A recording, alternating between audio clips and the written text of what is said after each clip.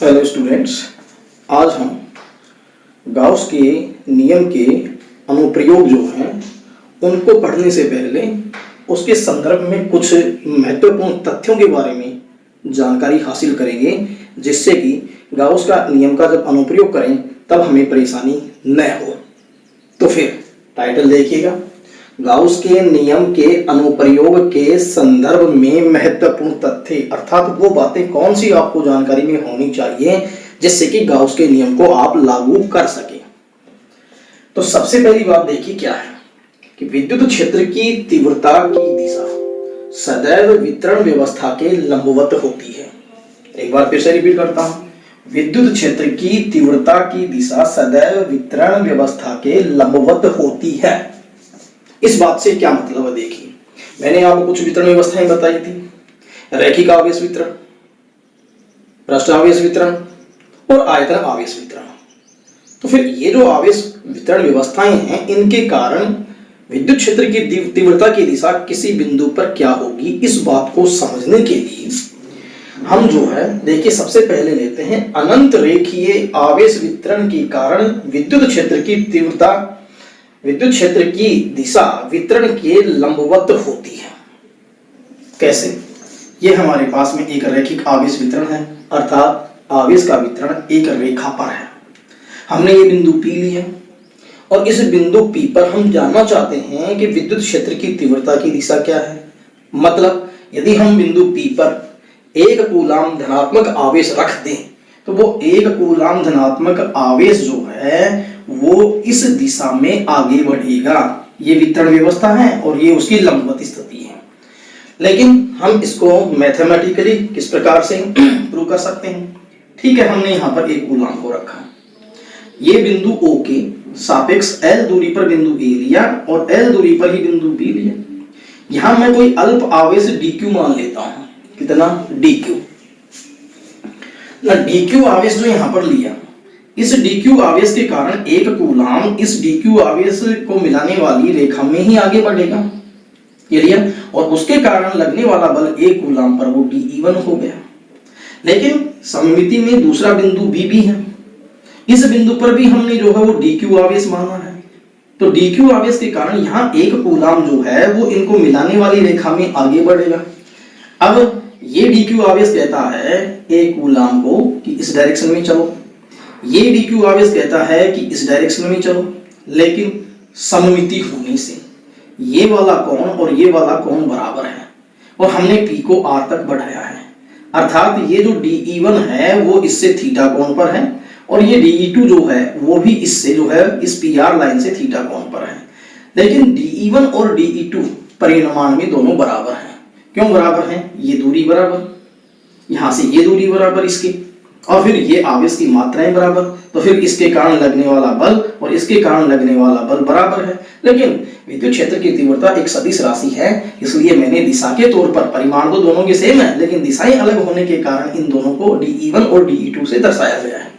लेकिन फिर भी हम इस एक कूलाम आवेश को ये dq कहता है इधर जाओ, ये dq कहता है इधर जाओ, तो एक कूलाम आवेश इन दोनों का बराबर कहना मानेगा, क्योंकि ये दोनों तो बराबर हैं परिमाण में, इसलिए वो इससे भी थीटा कोण बनाते हुए और इस dE2 से भी थीटा कोण बनाते हुए आगे की तरफ चलेगा और ये दिशा PR होगी और PR दिशा जो है वो वितरण व्यवस्था के क्या है, वो लंबवत है, ये 90 डिग्री पर है। लेकिन फिर भी हम इसको मैथमेटिकली कैसे एज्यूम कर सकते हैं वो देखिए। यहाँ पर इस dE1 को हम घटकों में नहीं तोड़ा, कैसे? थीटा कोण पर dE1 का कितना प्रभाव होगा? dE1 cos theta. इसी dE1 का PS दिशा में कितना प्रभाव होगा? dE1 sin theta. क्लियर? घटक हो गए किसके? dE1 के। सिमिलर वे में dE2 के घटक क्या बने? इधर हो गया dE2 cos थीटा, ऊपर की तरफ PT दिशा में dE2 sin थीटा।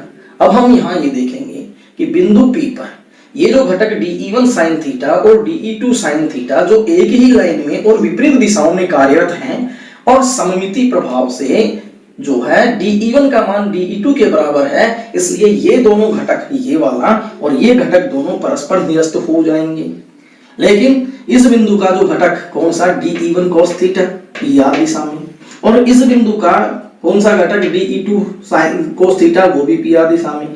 तो PR दिशा में काम कर रहे हैं, लेकिन यदि हम यहाँ पर और DQ लेते और यहाँ भी सममिति में DQ लेते तो उन अलग अलग बिंदुओं के ऊपर यदि हम इस चीज को कल्पना में लेते तो सभी के कारण ये घटक तो निरस्त हो जाते हैं, लेकिन DE cos थीटा घटक निरस्त नहीं होता, वो PR दिशा में ही काम करता रहता। तो फिर इससे क्या कंक्लूजन निकला कि एक कूलाम जो आवेश है वो इसके लंबवत दिशा में ही जाएगा, अर्थात विद्युत क्षेत्र की तीव्रता की दिशा PR दिशा में ही होगी। तो फिर हम कैसे इसको जो है वो लिख सकते हैं इस चित्र में, रैखिक आवेश वितरण में बिंदु A तथा बिंदु B बिंदु O के सापेक्ष सममित है, अतः DE1 का मान किसके बराबर है, DE2 के, जिससे बिंदु P पर विद्युत क्षेत्र के घटक कोण DE1 sin थीटा एवं DE2 sin थीटा क्या हो जाते हैं, निरस्त हो जाएंगे।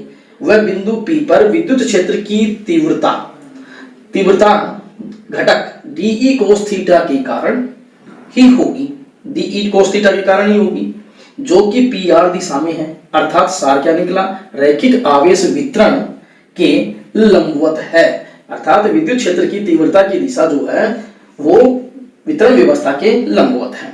तो ये तो हो गई हमारे पास में कब, जब रैखिक आवेश वितरण की बात की जाए। लेकिन सेम पैटर्न ये है कि बहुत सारी लाइनें यदि हम एक तल में ले लें, ये हमारे पास में कोई एक समरूप आवेशित अचालक परत है जो पृष्ठ आवेश वितरण का काम करेगी, और इसको यदि बहुत सारी रैखिक आवेश वितरण लाइनों के द्वारा निर्मित मान लें, तो फिर ऐसी स्थिति में भी इस पृष्ठ के कारण इस बिंदु P पर विद्युत क्षेत्र की तीव्रता की दिशा वो भी PR दिशा में आएगी, इसी लॉजिक के कारण। तो फिर हम यहाँ देखते हैं, यहाँ भी हम एक कूलाम आवेश को रखेंगे तो वो भी इस वितरण व्यवस्था के ठीक लंबवत ही जो है आगे की तरफ गति करेगा, या हम ये कहेंगे कि विद्युत क्षेत्र की तीव्रता की दिशा लंबवत होती है। तो फिर यहाँ लिखा है, अतः इस वितरण व्यवस्था में भी घटक DE1 sin थीटा एवं DE2 sin थीटा बिंदु P पर सममिति में क्या DE1 बराबर D2 होने से परस्पर निरस्त हो जाते हैं तथा परिणामी विद्युत क्षेत्र की तीव्रता की दिशा PR दिशा में अर्थात वितरण के क्या लंबवत होती है। तो फिर मैं एक बात कहूं, इन दोनों को कलेक्टिवली मिला करके एक जो सेंटेंस बना कि किसी भी प्रकार का वितरण आवेशीय वितरण क्यों ना हो, विद्युत क्षेत्र की तीव्रता की दिशा उस वितरण के सदैव लंबवत होती है, ये इंपॉर्टेंट फैक्ट है। क्लियर ये बात? तो गाउस के नियम को लागू करने के लिए आपको ये बात ध्यान में रखनी है, एक बार फिर रिपीट कर रहा हूं क्या, कि विद्युत क्षेत्र की तीव्रता की दिशा सदैव वितरण व्यवस्था के लंबवत होती है।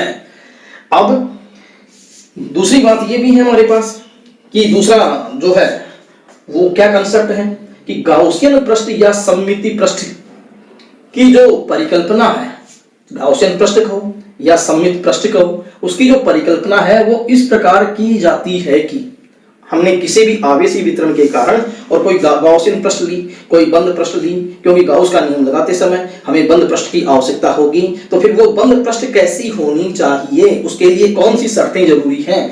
तो नंबर फर्स्ट, विद्युत क्षेत्र जो है E वो समांतर हो क्षेत्रफल DS की, क्षेत्रफल DS या एरिया वेक्टर और विद्युत क्षेत्र परस्पर समांतर हो, अर्थात पहली शर्त ये हो, ये इस तरह की शर्त हो कि E समांतर है DS की, या फिर किसी बिंदु के ऊपर हमारे पास में ये शर्त हो जाए, या ये होनी चाहिए कि विद्युत क्षेत्र E की दिशा लंबवत हो क्षेत्रफल किसके, DS के, अर्थात हम जो पृष्ठ ले रहे हैं उस पृष्ठ के किसी बिंदु पर या तो E समांतर होना चाहिए DS के, या फिर E लंबवत होना चाहिए DS के।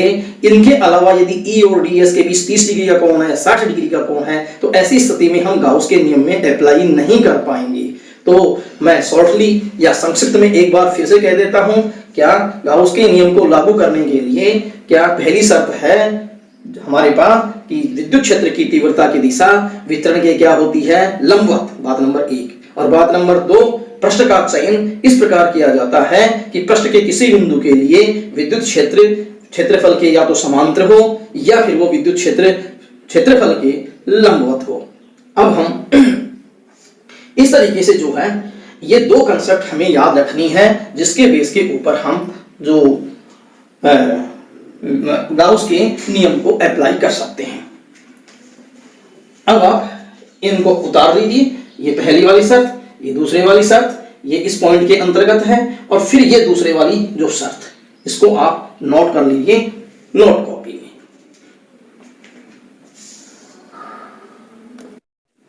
अब इन कॉन्सेप्ट्स को क्लियर करने के लिए हम एक एक्सपेरिमेंट परफॉर्म करके देख लेते हैं। ये हमारे पास में जो है वो रैखिक आवेश वितरण का एग्जाम्पल है। तो ये मेरे पास पेन है, इस पेन को मैं बालों से रगड़ूंगा, बालों से रगड़ूंगा तो इसके ऊपर आवेश आ जाएगा। मैंने बालों से रगड़ लिया, ये इसके ऊपर आवेश आ गया। अब ये मैं गिनाऊंगा कि मेरे पास में एक स्केल है जो एक पृष्ठ की तरह काम कर रहा है। इस पृष्ठ को यदि मैं बालों से रगड़ूं तो बालों से रगड़ने के ऊपर इस पर भी आवेश आ गया। तो ये तो क्या हो गया, रैखिक आवेश वितरण, और ये क्या हो गया, पृष्ठ आवेश वितरण। अब यहां हमने जो है एक ये स्ट्रिप ली है, मेटल की स्ट्रिप से लटकी हुई है। मैं इनको क्लोज करके आपको दिखाऊंगा। तो सबसे पहले मैं क्या करता हूं कि इनको मैं आवेशित बालों से रगड़ करके, दोनों चीजों को मैंने बालों से रगड़ लिया। रगड़ने के बाद मैं पहले इसको टच करवा देता हूं, इसको टच करवा देता हूं, जिससे ये आवेशित हो जाएंगे, दोनों पर समान आवेश आ गया। अब मैं जैसे ही इस लाइन को इसके बीच में लेके जाऊंगा तो ये दोनों जो मेटल की स्ट्रिप्स हैं, ये पतली पन्नियां हैं, ये एक दूसरे से दूर हटेंगी। अर्थात विद्युत क्षेत्र की तीव्रता की दिशा इस वितरण के भी इधर है। यदि यहाँ भी एक कूलाम आवेश होता तो वो भी इधर जाता। तो अब आप ये ऑब्जर्व कर सकते हैं, कैसे, देखिए।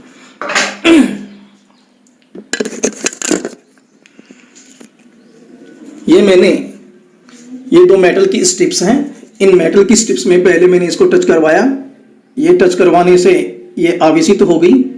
फिर मैंने इसको टच करवाया, इससे ये आवेशित हो गई। क्लियर? अब मैं इन दोनों के बीच में इस लाइन को लेके जाता हूं। तो ये लाइन को लेके जाता हूं तो देखिए दूर हट रही है। अब मैं जैसे ही निकालता हूं तो ये दोनों पास आ गई।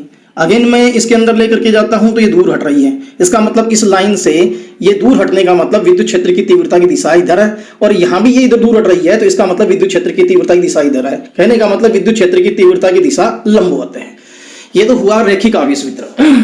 अब दूसरे वाली अवस्था में यदि मैं जो है इनके बीच में पृष्ठ लेके जाता हूं, जैसे ये मैं फुट्टा लेकर के जा रहा हूं, स्केल इन दोनों के बीच में लेके जा रहा हूं, तो देखिए ये दूर हट गई। लेकिन जैसे ही मैं इसको पास निकालता हूं तो ये वापस नजदीक आ जाती हैं।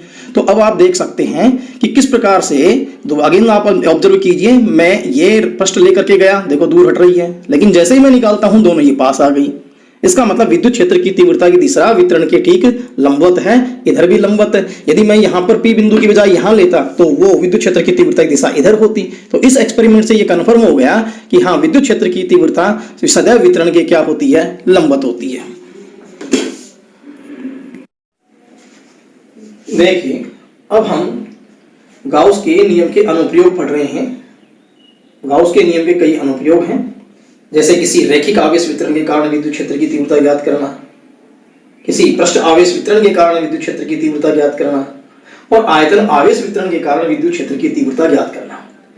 लेकिन इन अनुप्रयोगों में सबसे पहला अनुप्रयोग हम लेते हैं, वो क्या, किसी अनंत रेखीय आवेश विस्तार के कारण किसी बिंदु पर विद्युत क्षेत्र की तीव्रता ज्ञात करना। क्लियर? तो ये हमारे पास में AB जो है वो एक अनंत रेखीय आवेश विस्तार है। इससे एक ये रैखिक जो है एक रैखिक आवेश वितरण A और B से गुजरता हुआ है, जिसके ऊपर ये धन जो आवेश है वो वितरित है एक समान रूप से।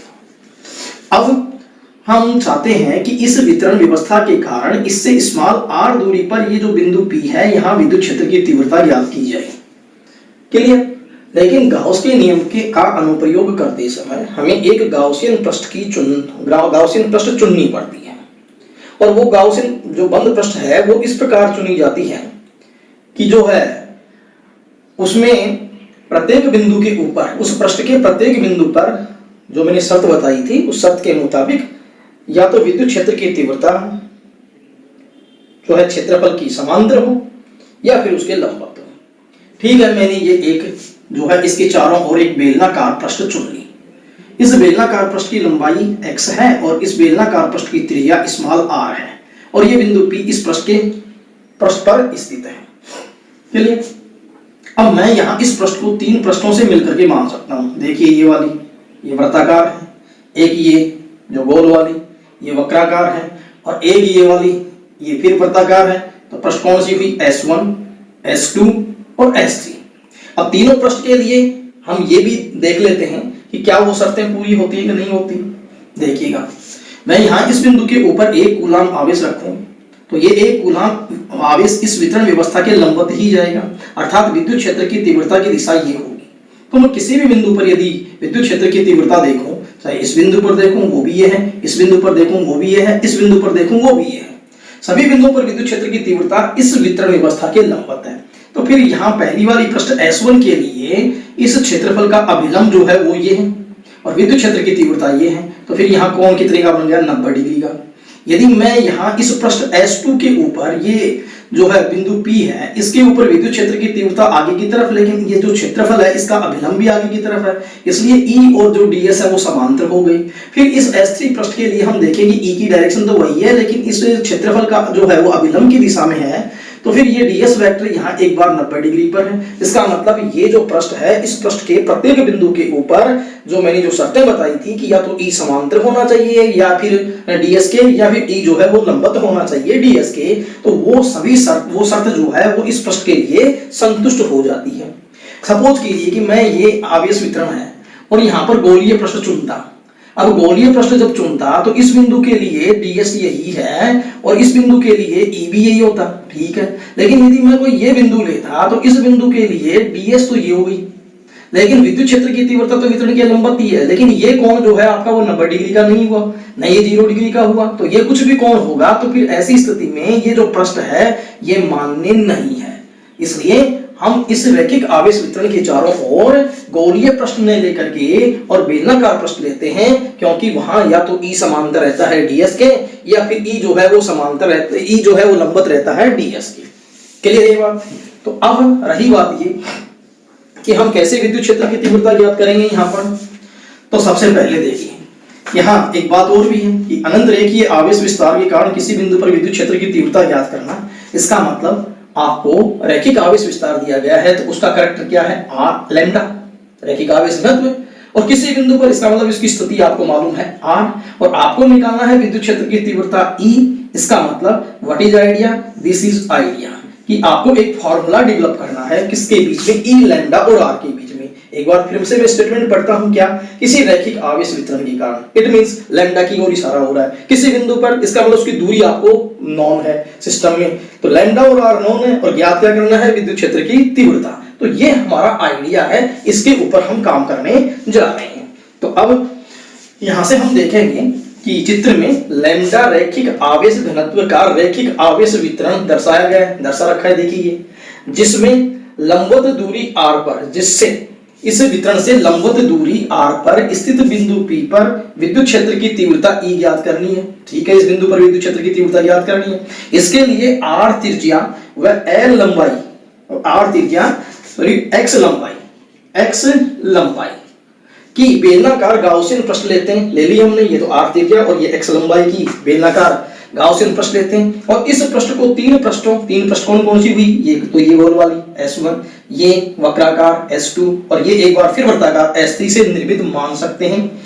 ठीक है, तीन पृष्ठों से निर्मित मानेंगे तो फिर परिभाषा क्या कहती है, पृष्ठ S1 से निर्गत फ्लक्स ϕS1 बराबर S1 E डॉट ds, लेकिन पृष्ठ S1 के लिए E लंबवत किसके हैं, ds के, अर्थात यहाँ थीटा बराबर 90 डिग्री क्यों हो गया, देखो ये वाली पृष्ठ, इस पृष्ठ के लिए ds और E के बीच 90 डिग्री कोण है, तो थीटा बराबर कितना हो गया, 90 डिग्री। तो फिर ऐसी स्थिति में यदि हम यहाँ पर क्या लिखेंगे, ϕS1 बराबर S1 integration E ds cos 90, ये वैल्यू क्या हो गई, 0। अब इसी तरीके से हम दूसरे पृष्ठ की वक्राकार वाले पृष्ठ की बात करें, पृष्ठ S2 से निर्गत फ्लक्स, फार्मूला वही रहेगा ϕS2 बराबर S2 E डॉट ds, लेकिन यहाँ आप देख रहे हो E और ds both are in same direction, तो थीटा की वैल्यू कितनी हो गई, 0। तो फिर E ds cos 0 1, तो फिर E integration of 4S2 ds, तो ds ये हमारे पास में सारा, यदि हम इस ds का इंटीग्रेशन करेंगे इस वक्र पृष्ठ के लिए, तो ये बेलन के वक्राकार भाग का क्षेत्रफल बनेगा। और वो आपने पिछली वाली क्लासेज में पढ़ा भी है कि बेलन का जो वक्र भाग का क्षेत्रफल होता है वो 2πrh, तो h की जगह मैं x लिख दूंगा, तो फिर इस integration for ds for S2 ये 2πrx आ गया, अर्थात ds जो इंटीग्रेशन है S2 का वो वक्र पृष्ठ क्षेत्रफल है बेलन का। क्लियर ये बात? तो ये हमारे पास में समीकरण नंबर कितनी हो गई, 2। अब कौन सी पृष्ठ की बात करें, इस पृष्ठ की, तो पृष्ठ S3 से निर्गत फ्लक्स, तो एक बार फार्मूले को फिर ऐसे ही लिखेंगे, लेकिन इस S3 पृष्ठ के लिए E और ds के बीच में कितने कोण है, 90 डिग्री का, तो थीटा कितना हो गया, 90 डिग्री, तो ϕS3 की वैल्यू अगेन कितनी आ गई, 0। इसका मतलब बारी बारी से आपने S1 पृष्ठ के लिए, फिर S2 पृष्ठ के लिए, फिर S3 पृष्ठ के लिए तीन फ्लक्स निकाल लिए, और वो तीन फ्लक्स आपके पास में कौन कौन से हुए, एक तो ये ϕS1, फाई S1, एक क्या फाई S2 और एक क्या फाई S3। तो टोटल फ्लक्स कितना निकला? तो टोटल फ्लक्स निकालने के लिए इन तीनों को जोड़ देंगे, phi S1 phi S2 plus phi S3 जोड़ेंगे तो phi equal 0 plus E into 2 pi R X plus में 0, तो फिर क्या आ गया? E into 2 pi R X ही आ गया। तो फिर हम फाई बराबर E into 2 pi R X लिख सकते हैं। ये टोटल फ्लक्स आ गया किसकी मदद से? परिभाषा की मदद से। लेकिन गाउस का नियम तो सिंगल स्टेप में फ्लक्स निकालता है। गाउस का नियम क्या कहता है कि फ्लक्स निकालने के लिए जो गाउसियन पृष्ठ या जो बंद पृष्ठ मानी जाती है उसमें कितना आवेश है उसको एप्सिलॉन नॉट से भाग दे दो, ठीक है। तो गाउस का नियम यदि लगाएं तो phi equal Q upon epsilon not लिख दें, लेकिन हमें क्यू तो नहीं मालूम था, लेकिन हमें इकाई लंबाई पर आवेश लैम्डा मालूम था और लंबाई कितनी थी? ये x। तो फिर x लंबाई पर कितना आवेश हो जाएगा? तो फिर लैम्डा किससे गुणा कर दें? x से। इसलिए q की जगह हमने क्या लिख दिया? लैम्डा x अपॉन में एप्सिलॉन नॉट। ये समीकरण नंबर कितनी हो गई? 6। इस तरीके से हमारे पास में जो है ये गाउस के नियम से फ्लक्स आ जाता है और ये जो फ्लक्स आता है हमारे पास में ये फ्लक्स परिभाषा की मदद से आ जाता है। ये दो फ्लक्स आ गए। तो अब हम नेक्स्ट स्टेप पे जो है वो लिखेंगे, वो क्या देखिएगा। इसके नेक्स्ट स्टेप जो आती है कौन कौन समीकरण से? समीकरण 5 व 6 से। समीकरण 5 व 6 से क्या रिजल्ट आया? ये रिजल्ट आया फाई इक्वल ई इंटू में 2 पाई आर एक्स बराबर कितना? लैम्डा एक्स अपॉन में एप्सिलॉन नॉट। एक्स कैंसिल हो गया तो फिर ई की वैल्यू कितनी आ गई? लैम्डा अपॉन में 2 पाई एप्सिलॉन नॉट आर। ये हमारे पास में विद्युत क्षेत्र की तीव्रता आ गई और ये समीकरण नंबर कितनी हो गई हमारे पास में? 7।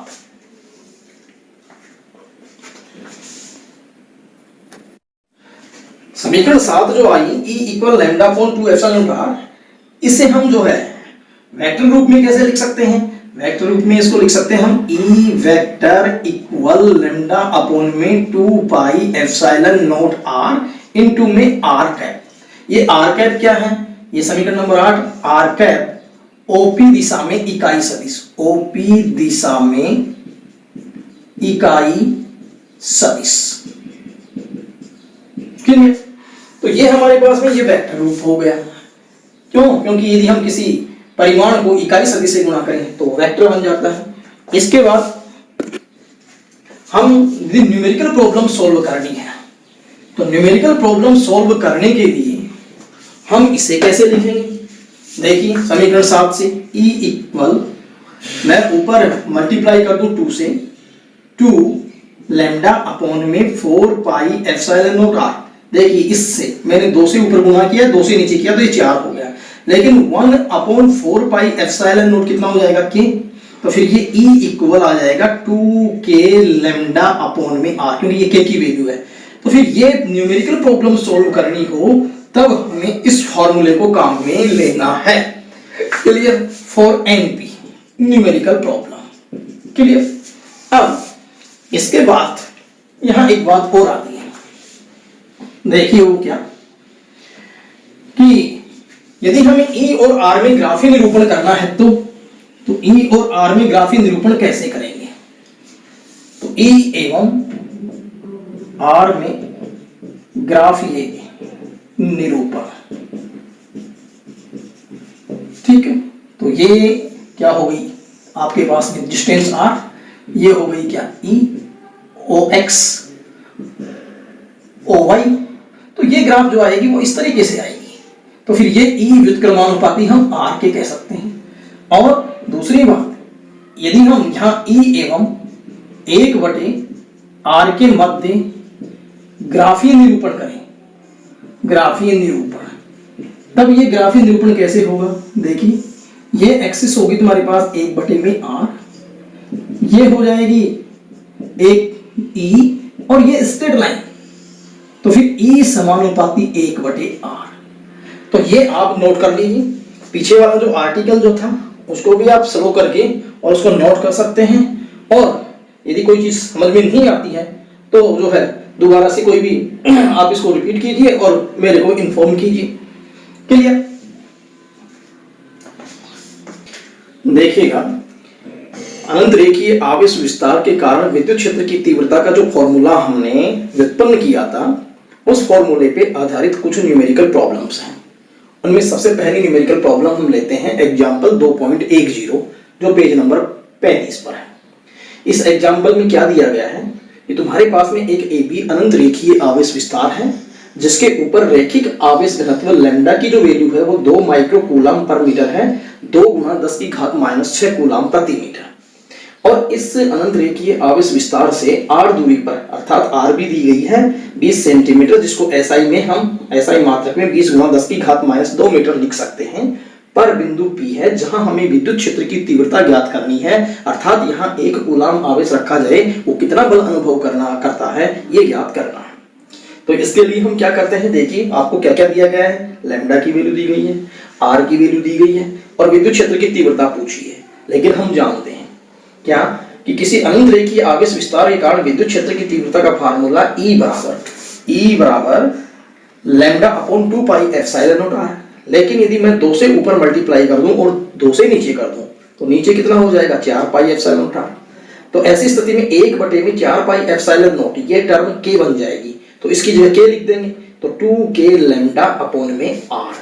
क्लियर। अब ये फार्मूला जो है वो न्यूमेरिकल प्रॉब्लम सॉल्व करने के लिए सुविधाजनक रूप में चला गया।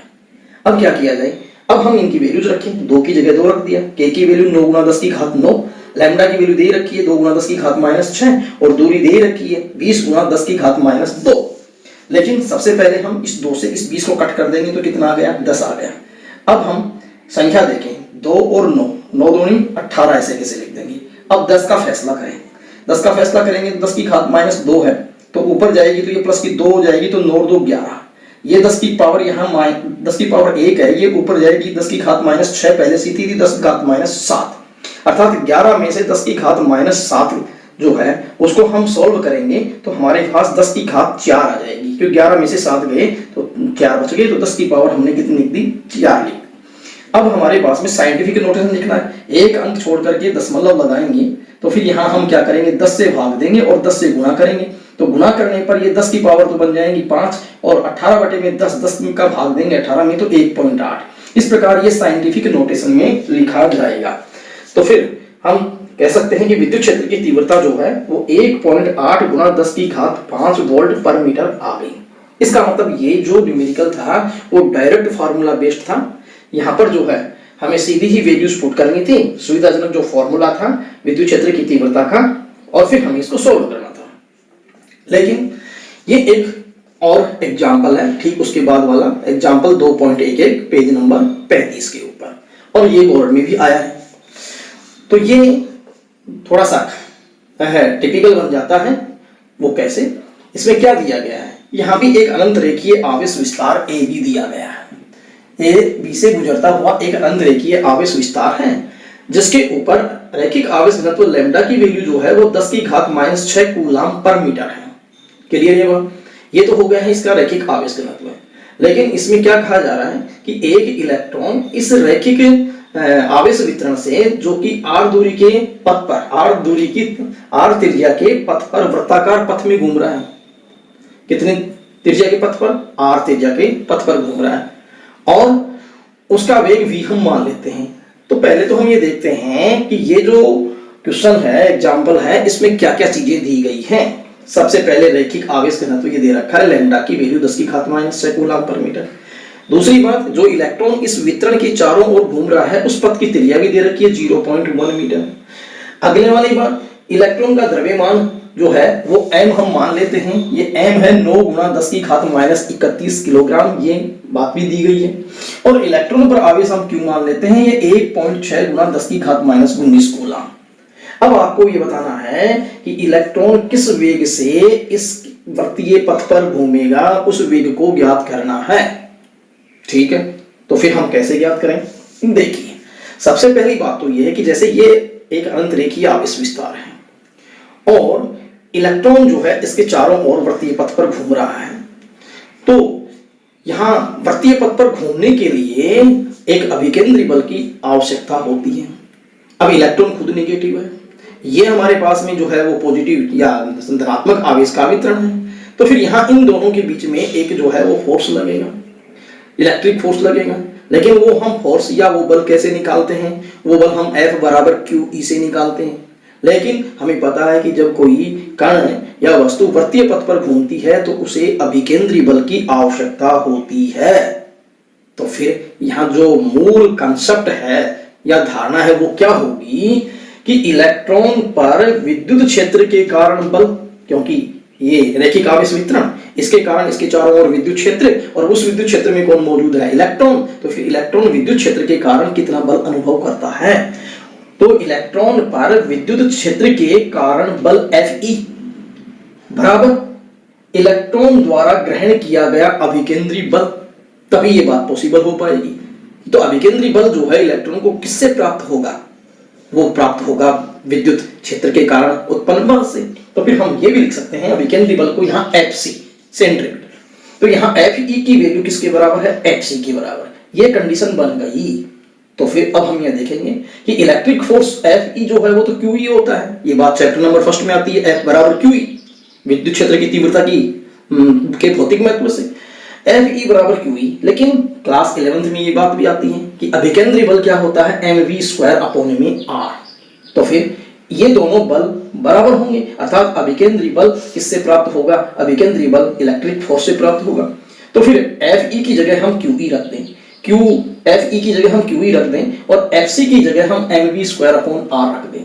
लेकिन हमें जो है इन दोनों को हम बराबर करते हैं तो फिर r तो कैंसिल हो जाता है, लेकिन इस क्वेश्चन में आपको निकालना क्या है, वेग। तो वेग निकालना है तो फिर v² इक्वल, यहाँ हम इसको क्रॉस मल्टीप्लाई कर लेंगे तो 2k q लैम्डा अपॉन में m से डिवाइड हो जाएगा।